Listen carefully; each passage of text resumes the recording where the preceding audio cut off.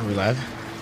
This is Anaya. It's the righteous vigilante Jamon Creek, and you're tuning in to Minds Wide Open. Hey, yo, check it out. This is Namestream, never mainstream. You're tuning in to Minds Wide Open Media. Shout out to the Florida Vibe Directory. You are now listening to the best playlist in South Florida. And welcome back, everyone. This is the Florida Vibe Directory. On today's episode, we got my boy Santi in the building. How we doing? Doing great, brother. Doing great. Great to hear. Yo, I was really fucking excited for this podcast. I know we got history way back, right? From the corporate days. Corporate days feeding into our personal life days, into our, involvement in the industry. It's been a long way back. The facts, man, facts. So tell me more about that. I know you're very involved in the music industry. Mm-hmm. And we just had a very successful event recently, Rockastella. Mm-hmm. Tell me more about your involvement with that. Yeah, so it all I'm just going to go ahead and bring it back to where it all started. Okay.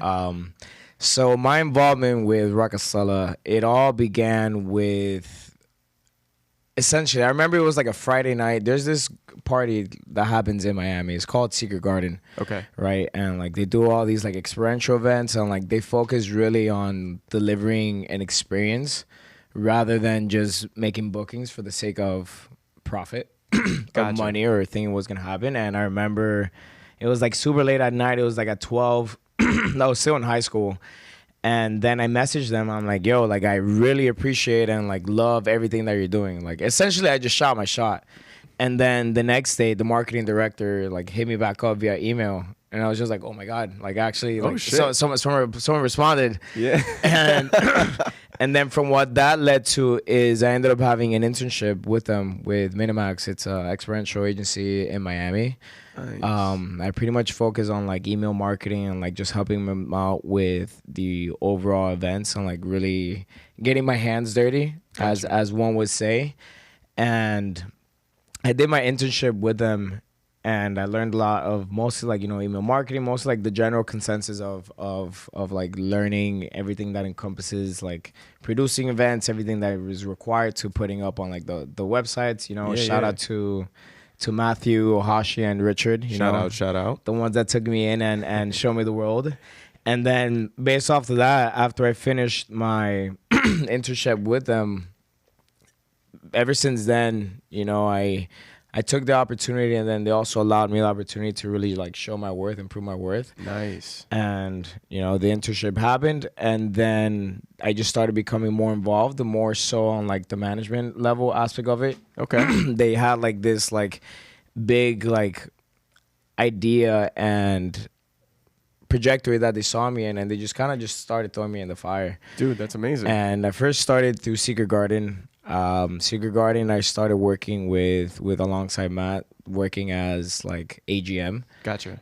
Pretty much just a shadow. Anything that it was just pretty much his copy times two. So anything that he couldn't be around, essentially in events, there's so many things that go so many aspects, bro. So many things. You don't realize how many hands are needed to successfully put an event. So ever since then, the first event that I ever worked with them was Secret Garden, and it was the AGM position, and there was a nice vibe, working together. Also, that's very important in terms of working. And I started working Secret Garden with them. Then I worked a bunch of other events, right? Which then led me to be my first position was Command Center. Okay. Rockastella. Command Center, for those that don't know, Command Center is essentially the main house that relays all the information. Is that the little tent that's in front of a stage usually? It's usually that. Okay. Command Center is essentially the one that's in charge of all the communications and relays the information to all the departments.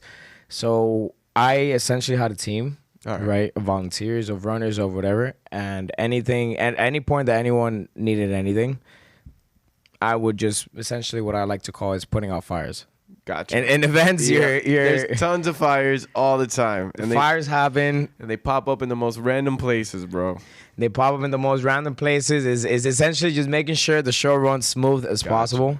Gotcha. I started with them doing Command Center, getting my hands dirty in that aspect. But before that, Rockefeller, I worked, I would say, like 3 or 4 secret gardens. It was more of a smaller scale. I want to say secret gardens, the events they had Winwood Factory. Nice. And I would say it was around like 800 people. But it really allowed me to really get my feet wet, and really understand all that encompasses. And like, I genuinely think like everyone, for you to be able to understand the event business and like what it takes to successfully put on an event, like you really have to see the back end. Yeah. Because as a consumer, as an attendee, you're only really seeing like what's at face value, right? You're only seeing like what you're seeing, but like on the back end, like I kid you not, at any event that happens, there's people just running around, like losing their marbles, making sure things are getting taken care of, and yeah, I started with them in Secret Garden as AGM. Then Rockefeller came about, which is in Art Basel. I did Command Center, right? But since I was working so closely with them, I was doing Command Center, but also was helping them out with operations. Gotcha. Right? So it was essentially the same thing. Just be, whatever it is that needs to be taken care of, just make sure it gets done.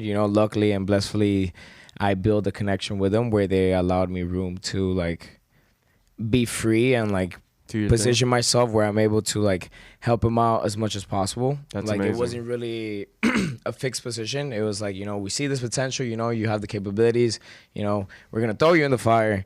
Essentially that's how you're gonna learn.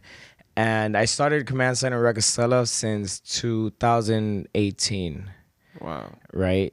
Then the following year I did also Command Center in 2019. Okay. Right? Then after that, for this year, so the year before, it was supposed to be our 5th year as far as like Rockefeller goes.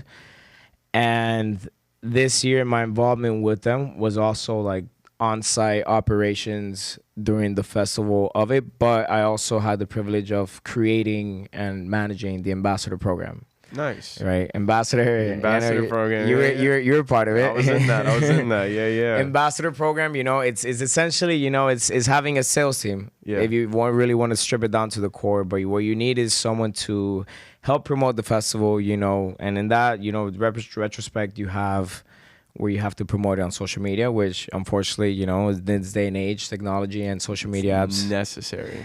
As necessary it can be, especially for putting on a successful event.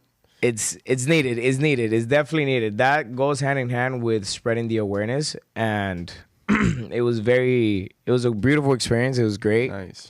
Because on top of managing and creating like the ambassador program and like what incentives to like give the ambassadors and how to motivate them and how to keep them engaged and excited, but like at the same time also treat it like a job where like we're getting the effective like job done. And through that it was it was absolutely a great experience. Nice. I would say, and also through events, that's one thing that like you notice, like you meet so many people from all over the world that dude, I bet everyone has like a certain involvement, either they're in New York or in Boston, and it's just great because it allows you to connect you to someone on something that you already share in common. Is there anyone that you met that you were like, holy shit, I'm meeting this person, like this is not what I expected to lead up to this? I mean, I met quite a few people. I know I met this one girl that she was also an ambassador that like I'm gonna go and give her a shout out. Her name is Rekha Phillip. She is from New York, but I kid you not, this girl, she sold so many tickets and like she had such like a bandwidth and like because like you know how it is in marketing. Essentially, like you visit an event or you take more consideration when it's someone that recommending you something. Definitely. Goes into the word of mouth. Definitely. Versus you seeing an ad. And like I had a running joke with her. I told her, I'm like, you had a whole plane from New York fly out to Rockefeller. I don't know how you did it, but it's like it's amazing to see. And also in my position too, it's about making sure that like she feels comfortable and happy with like the work that she's doing, and like it's just producing and having a comfortable area. Gotcha. Like within the team where like you allow your team to grow. I see. Essentially. And like. And we had like a whole leaderboard, and she sold like killing it. she killed it. Double the amount of like Everything. where anyone else. And I was just, I'm like, okay, we need to do this and that. I look at the leaderboard the next day, boom, 20 tickets sold. Holy shit. And I'm just like, I'm like, how do you do it? Especially during Art Basel. That, you know, Art Basel, there's very competitive. Very competitive. People got so many events to go to, and then you trying to convince someone to buy a ticket to a specific event at Art Basel is a bitch. Because you're like, oh, I'm going to go to this event, you should come. They're like, well, I got Solomon at Space or something. You know, they got options. Yeah, they have options. And another thing I would say with that ambassador role, it was a little bit challenging just because a lot of people are driven by price. I see. And like getting a discount code, or, you know, like that's a big factor that plays into a lot of people's decisions. But Rakasala being an independent boutique festival, like you've been to Rakasala, we cater to and try to create an environment where whoever's there is because they generally want to be there. And, you know, and that translates into how people, like, you know, socialize and like coexist in the same space. You know, I've had experiences where I've gone to festivals and like everyone respects each other's space. Everyone is like, it's great energy. Or there's been festivals where I've gone and it's just been like terrible. It's been a terrible energy just because people are there for the wrong reasons. Yeah, and also the audience that they attract. Like I've been to festivals where people are just marinated, bro. Like they're just like, this is my word for it. They're sauced. They're flipping down like Transformers off the drugs, bro. Like it's just like, I'm like, yo, I feel like I'm in a fucking psych ward here. Like I need to get out of here. This is insane. So I get what you mean. It's exactly that. Because also too, like as an event organizer and as an event producer, you essentially want to create the best experience for everyone. And in that same essence, you know, like you want to welcome everyone. Right, but you also want it to be that for whoever's there is there for the right reasons, and, you know, we're all like living happy, coexisting, having a great times, because, like, you know, events are essentially where we create experiences. Right. You know, I personally dabble and enjoy events a lot. Yeah. That's something that I've realized as like I go through life and get older, that events is something that I'm very passionate about, because you're creating experiences, you're creating memories. Definitely. You know, everyone, they may have whatever it is that keeps them busy, that keeps them stressed.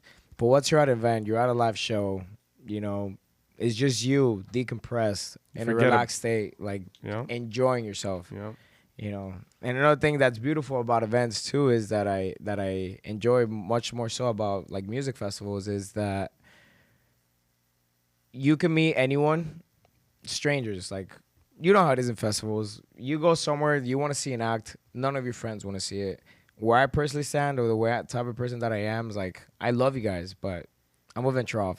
You know, I float around. You know, people say I'm an owl in events. Like I event float gypsy around. out here, bro. Yeah. I float around. Like, there's been instances where I've been with a group. There's been instances where I've been like by myself, and I mean people. But just because you're at an artist, seeing that person, you already have one thing at least in common. That's true. With someone in that same space. Yeah. And at that point, it's just cool to see. You know, you connect with people from all over parts of different of the world, and you realize, you know, like, at the end of the day, we all come from the same thing. We're all interconnected. Right. If you will. And the music definitely helps get us to that point. And one thing you touched on, experience, right? So I've been learning, because I've been to, you know, hundreds of events now. And I've been slowly understanding that the best ones are ones that really curate from experience. Like, they want the person attending to have the whole world within this venue or this event. You know, good example, this is Elro, right? I think Elro does an amazing job at that, because they got like fucking, you know, they got things hanging from the ceiling, they got people on stilts, they got dancers, confetti. You feel like you're in a fucking like a festival, but it's just one show. And that's I think that's pretty amazing. Yeah, it's beautiful to see. So Elro, actually, like, I haven't been to an Elro show myself, but I've met people through like being in the industry, and I somehow stumbled upon one of Elro's like core missions, and it was like a 12-page PDF, and like just my curiosity, I was like, all right, I generally want to know what makes them so popular, like why they're so successful. And one thing that they touched on is that they really focus on the overall experience of the attendee, but also they don't revolve the event experience based on the music. Like Gotcha. at that point to them, music is just an added factor. But you know, the dancers, the confetti, like people on stilts throughout the crowd, and like the decoration and the music. The music is just a cherry on top, but it's just more so like you're living in a fantasy, essentially. Yeah, Like you're in a dream. It does feel like that. it's literally. exactly that. You know, when you go to events or when you do any activity that, you know, takes your mind elsewhere Yeah. from like your current situation. You know, everyone has stresses, everyone has everything that they have to worry about, but once you're out enjoying yourself, it's essentially what experience do you create for people in order for them to, you know, take their mind somewhere else, live whatever fantasy they want to be in, but also it gives them the space to create whatever memories, you know. That's true. Give him a safe space in order to take the idea and run. You know, that's something I always love to say, you know, is in events and like Rakasala, I always tell me, you know, like you guys are going to create memories that are going to last a lifetime. Definitely. And, you know, and it's just that nature. Like everyone's just like in such a good energy and like. They want to see the sunrise together. They want to sit down. That's one thing everyone always brings up, bro. Dead ass. I'll be looking at people and they're like, "Oh yeah, man, the sunrise." I'm like, like okay, I guess the sunrise. The sun is like the major star of the show here. It is that, because Rakasala. So Rakasala is a festival that we have from sunset to sunrise. So it's very beautiful because just like usually you start from the nighttime partying and the sunrise, but you see the sun go away.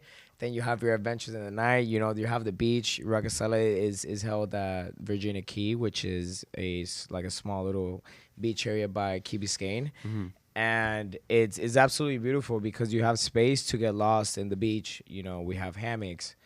You know, we have different installations where you can just roam around and get lost. Make it easy, yeah. Make Make it it that easy. experience that you were talking about. We also had some drones. We had a drone show this year. Bro, I saw that. Tell me, that was insane. So how did you guys make that happen? So it was actually, it was the same people that did the drone show for the Virgil Blow show in Louis Vuitton. Okay. They partnered up with Life and Death. Life and Death is ran by Rebecca Lang and DJ Tennis. Okay. For those that know, DJ Tennis, phenomenal. He is a wizard behind the decks. For sure. And we had the drone show during his set, and it was my first time seeing a drone show. Crazy. And it's Crazy. honestly crazy. I generally, my question is like, I wonder how many drones Take an L? does it take Oh. to like to take. Are you gonna say how many drones like crash into each other or something? Like you just see them falling out of the sky. like it seems so perfectly organized. It's so precise, yeah. But also, am I thinking too from like all the movies that I've seen? I'm like, what if all these drones just like hit a switch and they just turn against you? You know, They just turn into fucking comets coming down, little meteors hitting everybody. like Oh, man. is that? Have you seen the movie I Am Robot? I think. Yeah, I have seen I Am Robot. Is that you know, you have everything, all the technology, but boom, something switches, and then now, you know, you just imagine drones just coming at you at fast speed. You know, something with the code. Yeah, shit, that's funny. One thing I really appreciated is how precise it was, but like what visual aspect that gave the person attending the show, right? Because it kind of felt like, I remember sitting there looking at this and seeing all these lights in the sky. I'm like, man, if this was 50 years ago, people would be like aliens. You know, you see like aliens doing things, but this is just drones making Rockastella written out in the sky, or like swirls coming into each other. It makes you feel like you don't believe what you're seeing, actually. It's like really crazy. Yeah, it's also very like unique experiences. You know, obviously, you know, drones, I do think the drone aspect is something that's new, and like it's very fascinating, and like how you can program hundreds of drones to all like be in sync and like plot in like their own little respective space. And it's, I don't know the full spectrum of how it's done, but I do know it's a lot of programming. And even with technology, some things could happen where it doesn't go right. But it was honestly such a beautiful show to even see, like, at that scale, how just little lights in the sky can form, like, waves or, like, a tunnel or, like, this 2D effect. And, like, it adds to the element because you're seeing your favorite artist. You're having, you know, you're spending time with your friends.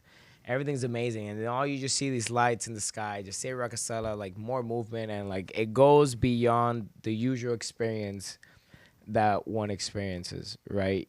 with events especially, you know, obviously it is a very saturated market. Definitely. Or where also people go in there for the wrong reasons. Definitely. You know, you have people that go in there for the sense of profit, for the sense of image, for the sense of recognition. But, you know, like many other events, like Recasella is one of those things where we simply do it for the love of the music, for the love of being able to create experiences with friends, strangers, you know, meet new people. And just, you know, just overall for the love of the industry. Definitely. You know. I see that. I see that with the way the event is curated and just the advertising. It's truly a phenomenal event.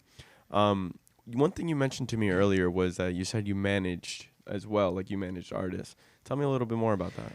Yeah, so when I first started I would say my event experience started with when I first interned with Minimax and I started managing like events, right? And my brother also too, he's a reggaeton artist. His name is Androx. Shout out to Androx. Shout out to Androx. Androx, Miami boy. And I was helping him out with the marketing aspect, right? Because I went to school for marketing and I was helping him with the marketing aspect as far as YouTube, right? And then him and I kind of created like a strategy and a template on how is best, you know, to market yourself as an artist. Obviously, you know, you incorporate traditional marketing values, you know, where you either want to put an advertisement and everything, but it's specifically with music and anything artistic, it goes back to the same thing as like word of mouth. Gotcha. Right? It's different. Someone recommending someone to you, you seeing a new song in a playlist, essentially, versus you seeing in an ad. And I remember one of the campaigns that we did was so in Spotify and Apple Music and many other platforms, there's a lot of people that create a lot of playlists, right? And they have a good amount of traction, you know, because it's curated. And the strategy was, you know, just being placed in the top playlist, right? Because at that point it's organic. People stumble upon you organically. It's strategic. Playlist, yeah. It's strategic, but it's organic. You're not seeing an ad. Like the ad more so just serves as a purpose to just re-imprint that image in your head. You know, it's essentially you have to see things at least 7 times for it to be remembered. Yeah. You know, especially in this day and age where there's an abundance of information that just like it's very hard to like remember, you know. And he had a launch for a music video, right? so we're Colombian, right? Gratefully, majority of our production for music videos, everything was done. We had like our team in Colombia, and that allowed us to capitalize on the currency exchange, produce great videos, produce everything for a lot cheaper. Yeah, in Colombia. Unfortunately, you know, as an artist, what it does take for you until you hit that breaking point is you need a lot of capital. A lot. And capital is a big issue when it comes to terms like you doing it on your own, right? So we had this launch of one of his songs. It was called Luna, right? And it got a lot of recognition and YouTube, and he got selected to be part of this YouTube camp held by YouTube called YouTube Next Up, which was essentially the 10 like next up and coming artists in their own respective fields, and like the reggaeton and like Spanish music. You had boleros, you had reggaeton, you had someone with a guitar, and they had a seminar, essentially like a whole week seminar of events. You know, you had industry leaders, you had a director, you had someone that does the marketing for artists, and it really dabbled into what is the correct way of, you know, portraying yourself as an artist and using the online tools, right? Because in this day and age is a lot easier. I would say it's easier and it's harder to make it as an artist. It's because way back then you didn't have all the resources as far as like the online world. Yeah. You know, so you had to rely on everything else. You but rely on labels mostly. That too. Yeah. Yeah, and labels is another issue where you need to have a strong team, someone that really knows contracts and everything. Because essentially, you know, as a label, as an artist, in terms of label, you become a product. Easily, yeah. And it comes down like 2 numbers. Yeah. Right? And one thing that is very important to, you know, for an artist is that once like you reach a certain point, you need someone else that manages your aspect of like your artistry, right? Because like from what I noticed is that as an artist, it's very hard to distinguish your artistic world and your artistic ideas of what you have for yourself and what you strive for, and the business side of it, right? Because essentially, you know, as an artist, you're portraying and you're creating all these things, right? But it's very hard to like not be prideful or like have your like ego into whatever that you're putting. So like when it comes in terms of negotiating, like, you know, when it comes to music business, like it's essentially a business, right? And like you have to separate the artistic realm of it and the attachment that you have to it and how much pride you have into it and how much like love you want to give into it for it to be as strategic as possible, where like you're able to grow and like either you're not selling yourself short or you're not getting eaten up by the big fish. I see. Right. I think a lot of people, a lot of artists struggle with that because they would just want to work on their art, yet this business side of it is like a whole nother realm that I think that's where it really helps having a manager, because they can like take that off of your plate. Like, don't you worry about the business. I got it. All you got to do is focus on your art. I'll get you bookings. I'll get you your shit where it needs to be. Just focus on your art. And I think that's where that benefit comes from. Now, you're telling me all this, and it sounds like you learned a lot. Did you get this mostly from your experience managing your brother? Well, I got a lot of this from managing my brother, right? So during that seminar that we had, I remember towards the end of it, you know, also with like events and everything, like a big part of it is like supporting and like meeting people. Like networking is essentially being out and about meeting people. Right, you're really not gonna network or grow anywhere if you're on your couch. Yep. Right. So I was managing my brother. Right, and throughout this event, I remember how like a closeout party where it was other artists and other things, and there I had the pleasure of meeting two close friends. Right, one she's a graffiti artist, and then the other one she's an Ecuadorian artist. Right, so then we established a very well, like a good, like genuine connection. And through that, it allowed me to, you know, open up new opportunities. She's a Ecuador, you know, reggaeton artist. Her name is Naisa.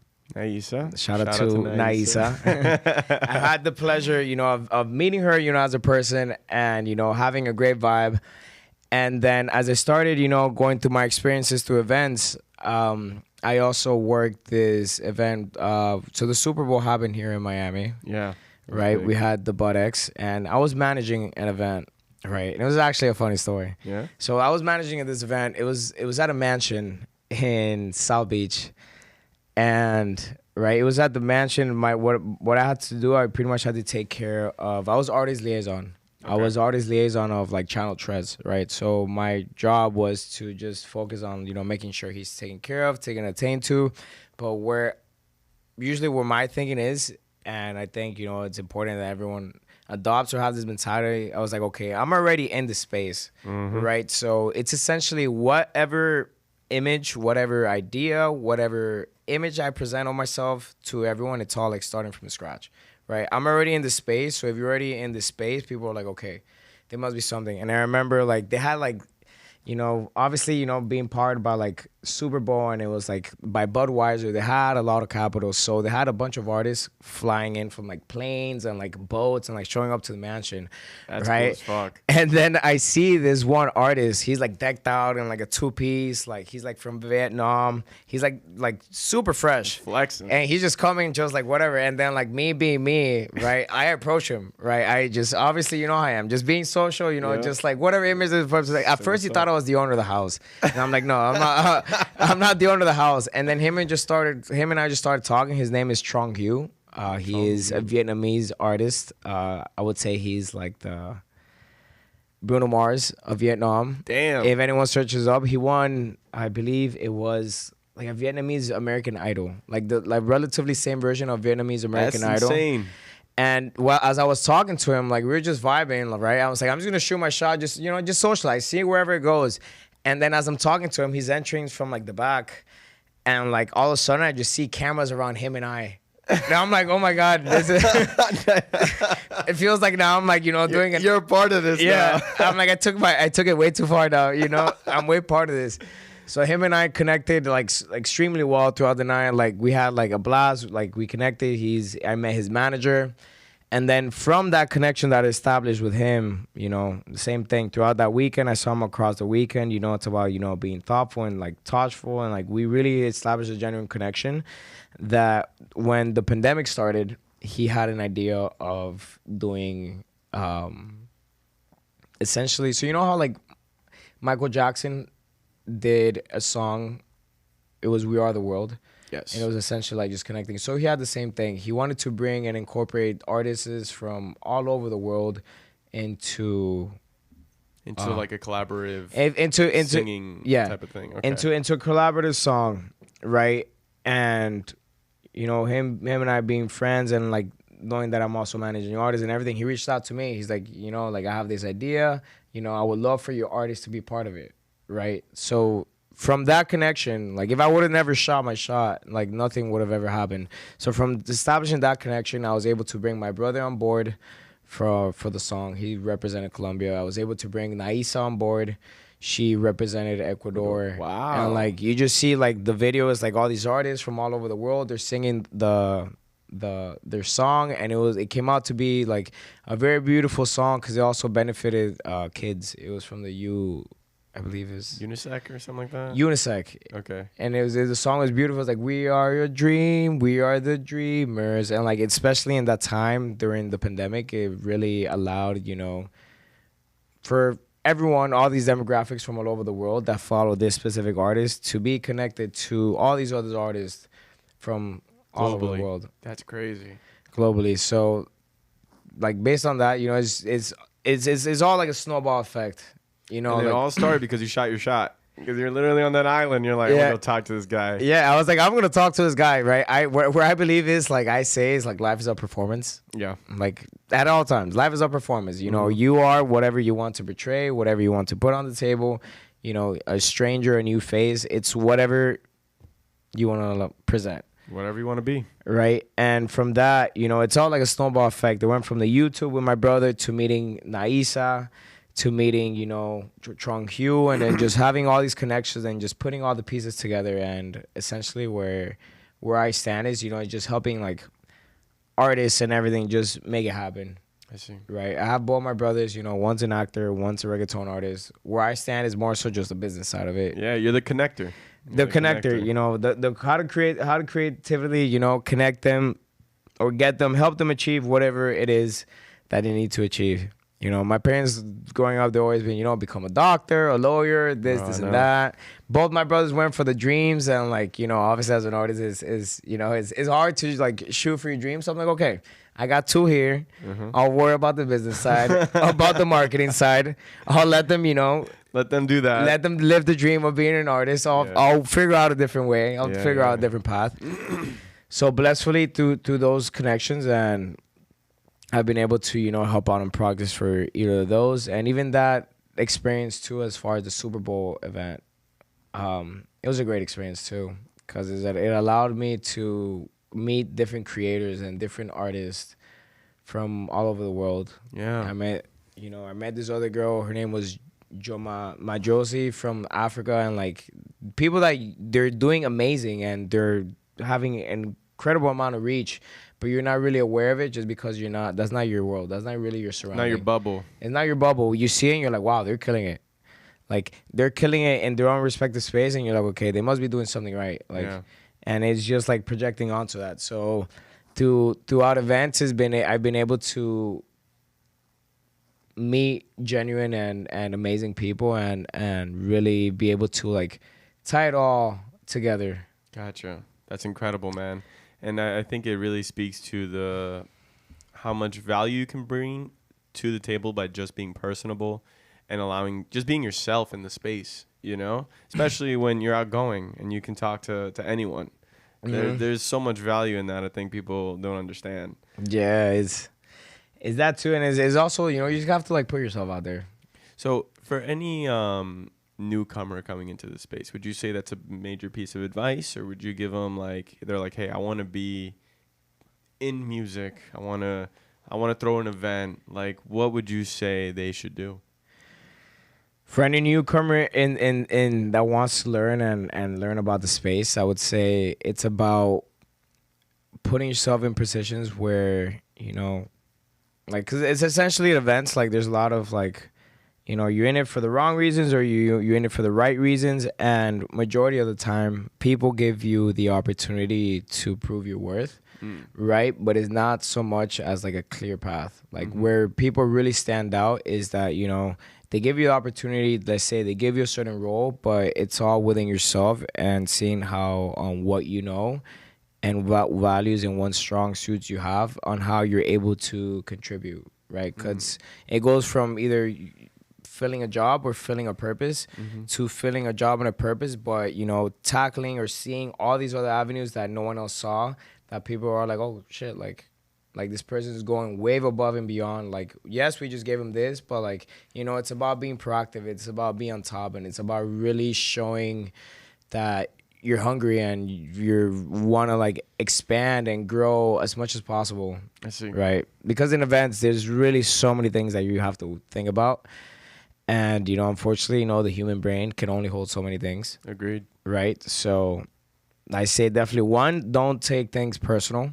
Okay. At all. That's a big piece of advice. You know, people get hot, like, for no reason. You know, they get heated. Yeah, never take things personal, and always find the pockets in your situation or your opportunities on how you can grow, how you can excel, how you can take an idea or a small comment that someone says and just, you know, grow it exponentially. You know, it's also about really paying attention to, like, the small details where, like, usually people in, like, casual conversation, they talk about certain things that they may need help on or that, you know, you could be great at. And it's just about taking those things and, like, really growing exponentially. Because one thing is, like, someone telling you to do something direct and you doing it well. They're like, okay, you did amazing. Thank you. But another thing is you picking up on a cue or something that, you know, worries them or something that they, you know, needs help with them, but they didn't clearly instruct you to so. So when you do take care of it or you do something, they're like, wow, like, I never told you to do any of this, but, like, I needed this. Like, yeah. I genuinely needed, like, So all you're this. showing your worth, you know, just right off the bat in that way. Yeah, showing your worth and just, you know, showing that hunger to learn and grow. And, you know, there's room for growth for everyone. You know, it's just about finding and really tuning into what your strengths are and, like, what you're able to contribute and bring to the table to help it grow. I see. You know, because as I say, events, there's so many things going on that, you know, sometimes something may slip off, right? Like, there's so many, like, it happens. Like, there's an event, okay, someone tells you to do something, and, like, okay, you do it, but there's many other things that got to taken care of. But if you just keep your mind close to what you're assigned, you're not really going to grow. That makes sense. Essentially. That makes complete sense. Like, you have to think 5 steps above and beyond. Like, what they tell you to do, what you know you're strong at, what you want to do. And just, you know, also having the mentality and openness to take constructive criticism. Okay. And also really knowing when to raise your hand. I see. Right? Because a lot of things, like, obviously going through this, and it's all a learning experience. I'm still learning as I go. That sometimes what my issue was in the past is that, you know, like, there's a fine line when you're new somewhere and you want to prove your worth and you want to impress everyone. But what happens a lot is we take up a lot of stuff on our plate. And it's okay to ask for help, you know. Like, it's okay to, like, need assistance, right? Because when you try to do everything all at once, what ends up happening is you do mediocre and everything, but not. You end up half-assing most of the things. Completely see that. For the sake of impressing, and at that level when, like, there's so many things on the line and there's so many, like, deadlines and everything is, like, it has to be done by a certain time. You know, there's really no time to waste. So it's having the critical thinking of understanding, okay, I can do great at this. I may be able to learn this. There is a learning curve to this. It may allow me to learn and do this in a certain way, but it's also okay. Like, I generally don't know how to do this, and my time learning will actually set us back, or it won't be as beneficial or efficient, you know. And it's just about raising your hand, you know, asking for help when help is needed. You know, essentially, contribution and collaboration is something that is very important. Yeah. Yeah, big time. Yeah. Big time. And I'm seeing that, you know, what you mentioned, like taking constructive criticism and also understanding that you can't do everything yourself, right? So I think this is one point where you kind of got to face your ego sometimes because you feel like, nah, man, I'm king shit. I could do all of this. Yeah. And then reality slaps you in the face when you got someone like a higher up, someone that, you know, you're trying to impress, go, you totally dropped the ball on this, and you're like, fuck me. Like, so it slaps you. You learn real quick, like, okay, I need to be okay with asking for help and getting others involved where they need to be. Corporate life taught me that a lot. You know what I'm saying? But on that music side, I could definitely see, you know, where that skill can come in handy. And also knowing how much your play can handle and how much you're able to handle with everything going on.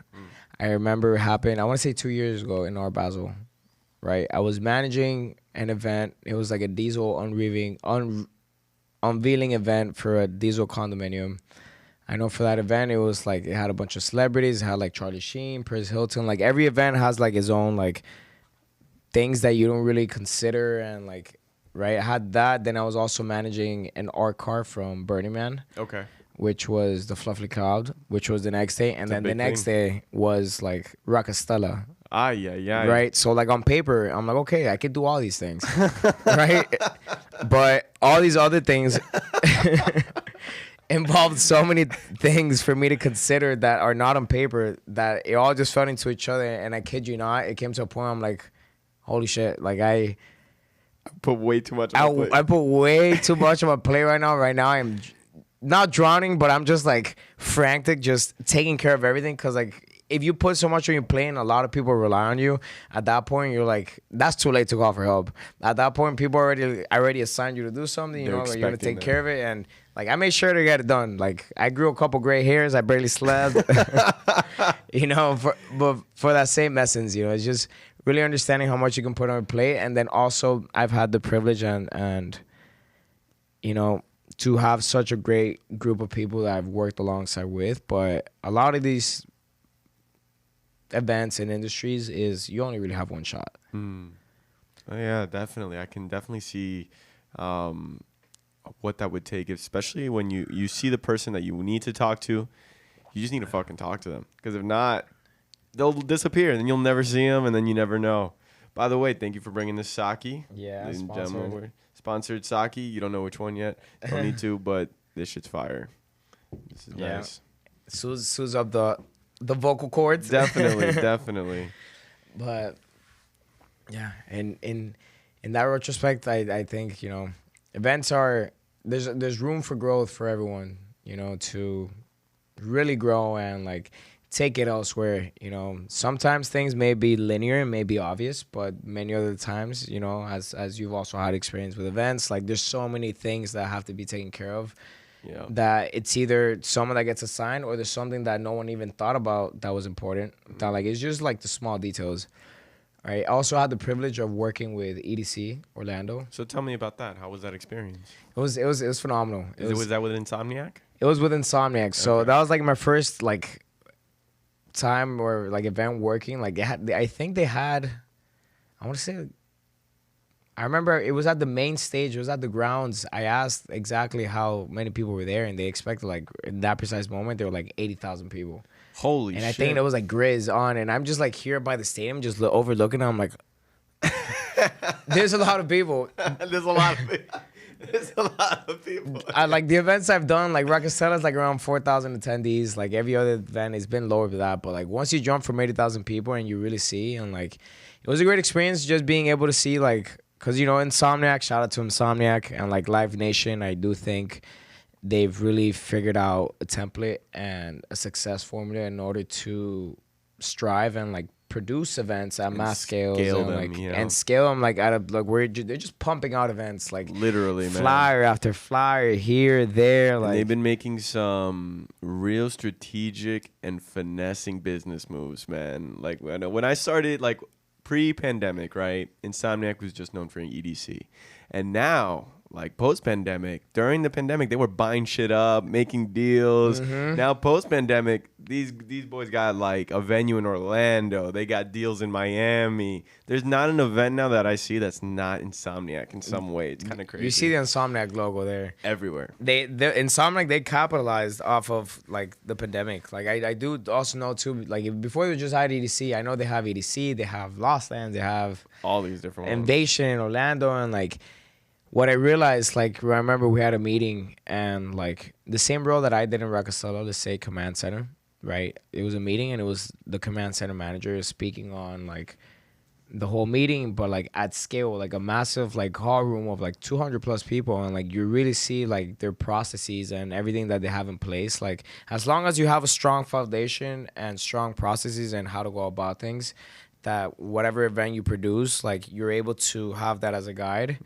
and just make sure the show runs smooth. But if you don't have a template and you're running like a headless chicken, just trying to figure out on the spot, like something's gonna go wrong. For sure. Like in events, there's so many things that happen, right, that you don't really account for. I can definitely see Right. that. For sure. Especially with the chaos of something like an event, you know, like there's a fuck ton of people in one space, everyone's drinking, everyone's on their own wavelength, you know, so that leaves a kind of a big margin for error for in certain cases. Yeah. You know, but if you got a good team and you got a process, like you said with Insomniac, like things fall into place as they should. You know. Yeah, because at that point you're just expecting it to happen and you know exactly what needs to happen. So tell me, what's next for you when it comes to music? What do you feel you want to accomplish? Maybe like what is Well, next? what's next? Well, definitely. Well, right now, where I'm focused on right now, I'm not really managing artists like actively. You know, obviously, I'm one of those person that is. I know the word in Spanish, Say it in but Spanish. it's polifacético. Polifacético, and it just means, you know, just doing it all. I You know, see, having I the see. capabilities of doing it all, right? Where like I'm not managing Androx or Naisa actively now, but you know, if an opportunity presents itself where I can, you know, infuse my creativity, infuse the people that I work with, you know, make something happen beautiful, and you know, then that goes. But where I'm at right now, my main focus is, you know, on Rockefeller. You know, I'm constantly growing and evolving with them, and like with the team, like I consider them family, and I generally put so much passion and love into it that I just want to see it successful. And you know, Amazing. with everything, like you also gotta have the open mind to see rooms of improvement, I see. right? Because obviously, as you produce an event, as you produce a song, as you produce art, anything, you know, you got to leave that little bit of pride and that ego aside to be able to, okay, there's always room for improvement anywhere. Definitely. You know, okay, I can improve here, I can improve there, I can improve this, I can do this better, this worked, this did not work, you know, and it's just about making, you know, the overall experience for everyone, right? So my main focus is actively growing and seeing Rockefeller grow into, you know, from an independent boutique festival, you know, to different locations all over the world. Gotcha. Right. And just really helping, you know, build out like a solid core, like ambassador team, and making sure that as far as operations, you know, any fires that we had to put out during the event, that they're not really Taken care of. you know, that they're taken care of. Right.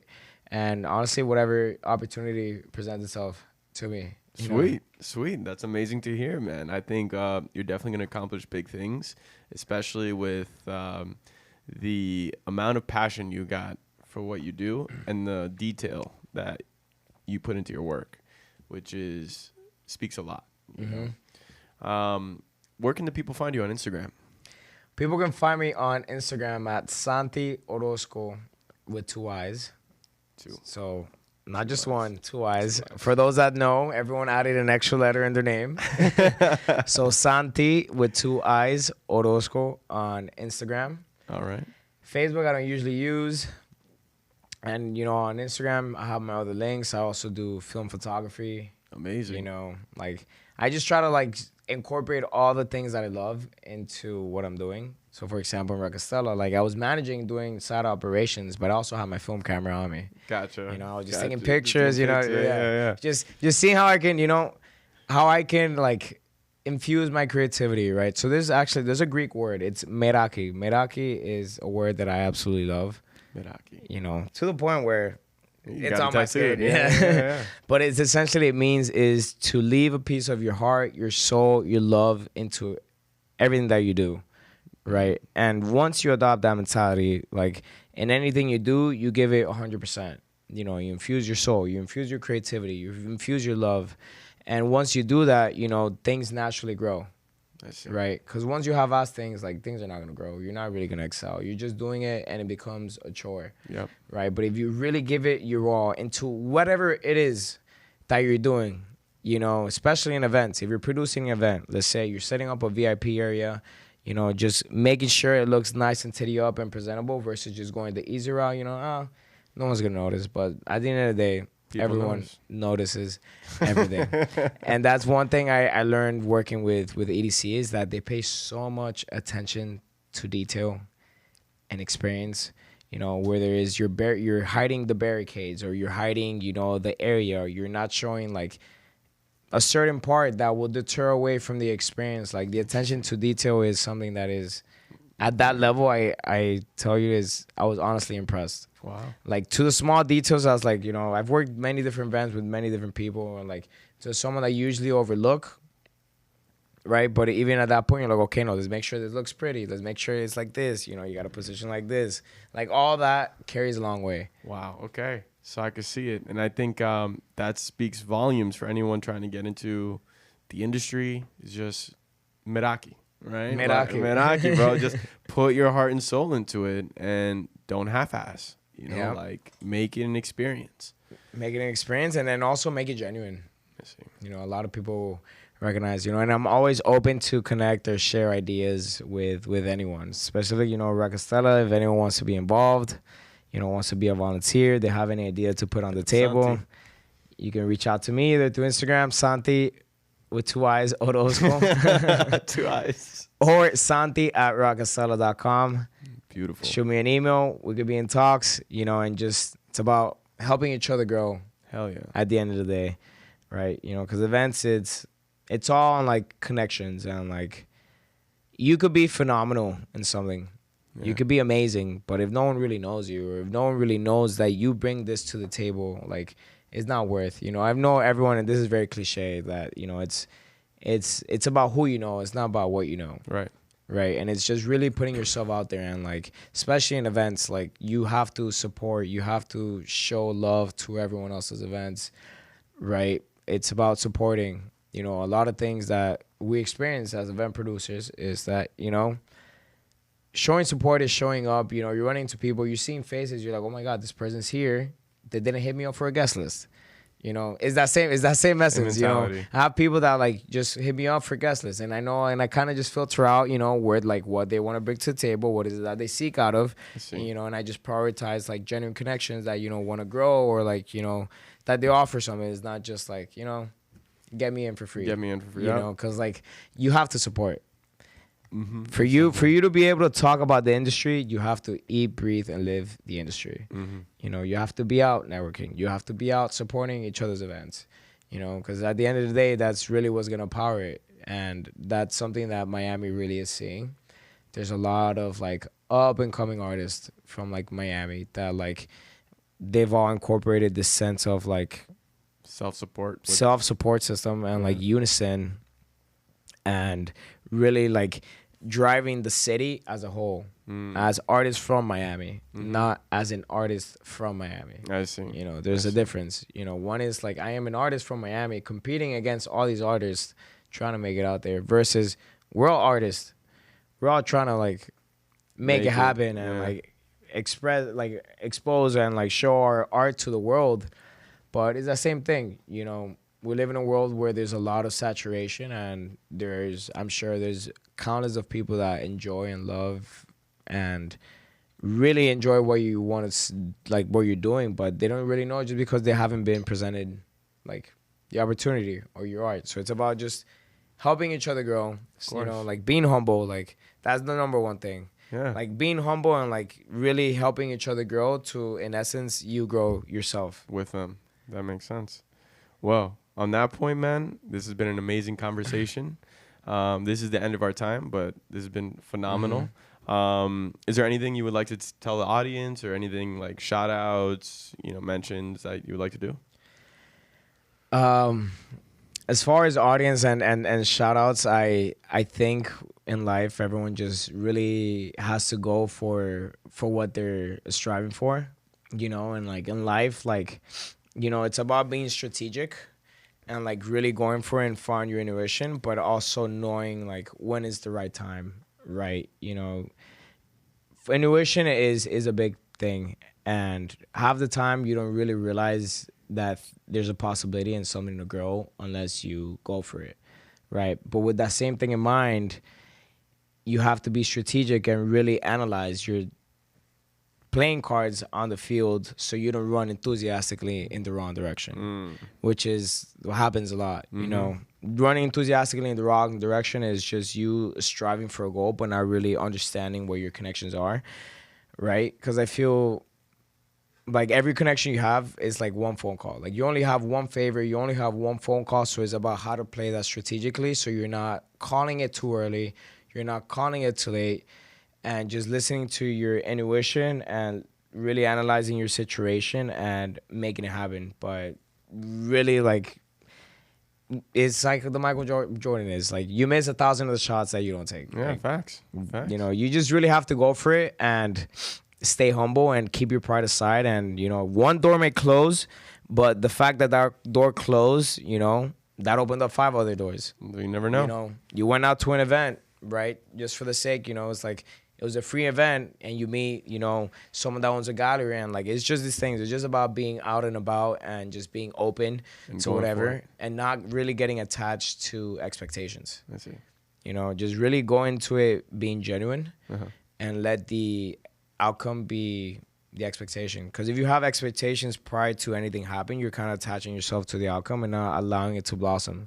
So regardless if things go that way or not, it's either you're going to be delighted and surprised or you're going to be let down because you're holding yourself out to an outcome that, may or may not be feasible. Yeah, definitely. Definitely. Well, that's an amazing note to end on, and people could really pick up on that because there's a lot of wisdom in those words, man. But yo, thank you for joining us today, man. Cheers. This has been a phenomenal conversation. Been a pleasure. And I look to definitely having you back in the future. Of course. But yo, with that, this is the Florida Vibe Directory. Thank you, everybody, for tuning in. Be sure to like, comment, subscribe, and we'll catch you on the next one. This is Zanaya. It's the righteous vigilante J-Mark Creek, and you're tuning in to Minds Wide Open. Hey, yo, check it out. This is Namestream, never mainstream. You're tuning in to Minds Wide Open Media. Shout out to the Florida Vibe Directory. You're now listening to the best playlist in South Florida.